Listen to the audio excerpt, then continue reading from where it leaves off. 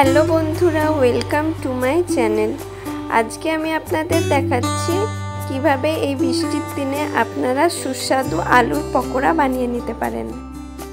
এই আলুর পকোড়া কিন্তু খুবই টেস্টি হয়।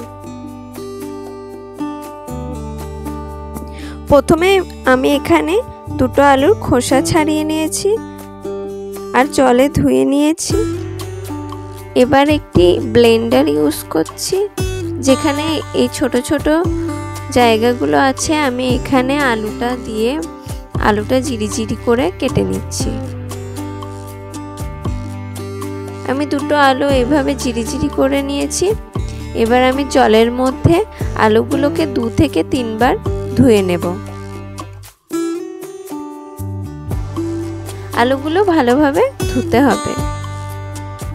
ধোয়া হয়ে গেছে, এবার আমি ভালোভাবে জল ঝরিয়ে নিচ্ছি।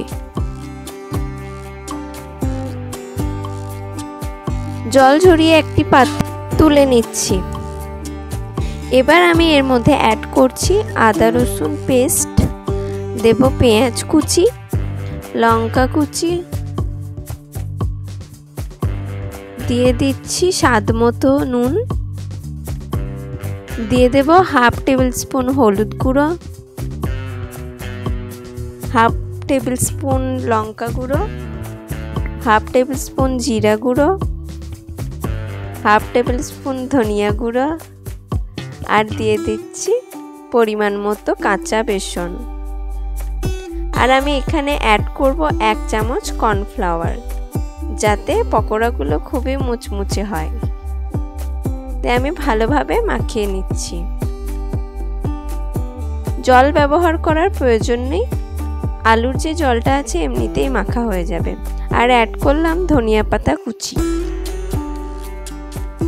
ভালোভাবে মেখে নেওয়ার পর আমি কড়াইতে তেল গরম করতে দিয়েছি। তেল গরম হয়ে এলে আমি পকোড়াগুলো তেলের মধ্যে ছেড়ে দিচ্ছি। আপনারা অবশ্যই এইভাবে ছোট ছোট করে পকোড়াগুলো ভাজবেন, তাহলে পকোড়াগুলো অনেক মুচমুচে হবে। এভাবে উল্টে পাল্টে আমি কিছুক্ষণ ধরে পকোড়াগুলো ভেজে নেব।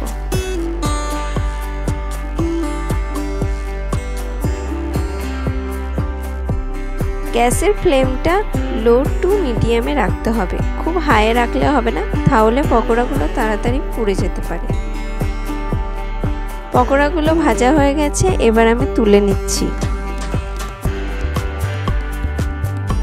এই পকোড়া কিন্তু অসাধারণ খেতে হয়। আপনারা বাড়িতে অবশ্যই একবার বানিয়ে দেখবেন, খুবই ভালো লাগবে। রেসিপিটি ভালো লাগলে চ্যানেলটিকে সাবস্ক্রাইব করে পাশে থাকবেন।